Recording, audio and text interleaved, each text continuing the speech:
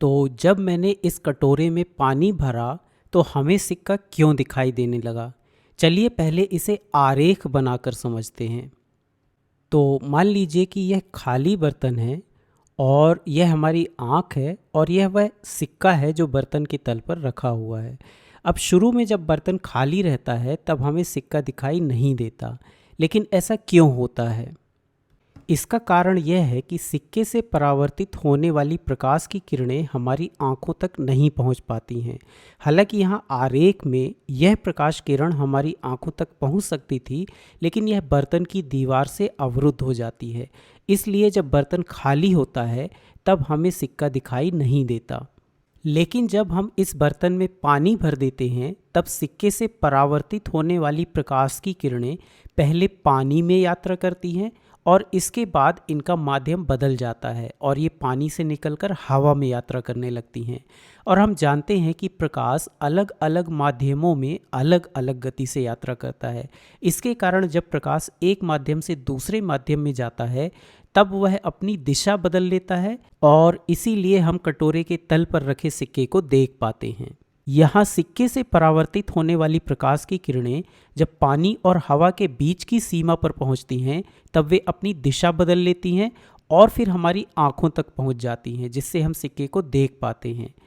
एक माध्यम से दूसरे माध्यम में जाने पर प्रकाश का इस तरह दिशा बदल लेना अपवर्तन कहलाता है। इसलिए हम कह सकते हैं कि प्रकाश का अपवर्तन होने के कारण ही हम सिक्के को कटोरे के तल पर देख पाते हैं। लेकिन इसके साथ ही यदि हम ध्यान दें तो हम यह भी देखेंगे कि पानी से भरे हुए कटोरे में सिक्का थोड़ा ऊपर उठा हुआ दिखाई देता है। यहाँ तक कि पानी से भरा कटोरा भी खाली कटोरे की तुलना में कम गहरा प्रतीत होता है। इस तरह की घटना हम पानी से भरी बाल्टी में भी देख सकते हैं। जब हम पानी से भरी बाल्टी का तल देखते हैं तो बाल्टी उतनी गहरी नहीं लगती जितनी गहरी खाली बाल्टी होती है। लेकिन हमें ऐसा क्यों प्रतीत होता है, चलिए इसे समझते हैं। तो यदि हम अपनी आँखों तक आ रही इस किरण को पीछे की ओर बढ़ाएं तो यह किरण कुछ इस तरह दिखाई देगी। इसका परिणाम यह होता है कि सिक्का हमें ऊपर उठा हुआ प्रतीत होता है और ऐसा प्रतीत होता है कि सिक्का इस जगह पर है। यहाँ तक कि हमें बर्तन का पूरा तल ही ऊपर उठा हुआ दिखाई देता है। इसलिए हमें पानी से भरे बर्तन की गहराई खाली बर्तन की तुलना में कम लगती है। तो इस प्रकार जब प्रकाश एक माध्यम से दूसरे माध्यम में जाता है तब प्रकाश के मुड़ने की घटना अपवर्तन कहलाती है। हम अपने आसपास अपवर्तन के कई उदाहरण देख सकते हैं।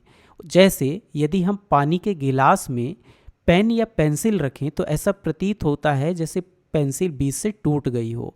हालांकि यह वास्तव में टूटी नहीं होती, बल्कि अपवर्तन के कारण हमें ऐसा प्रतीत होता है।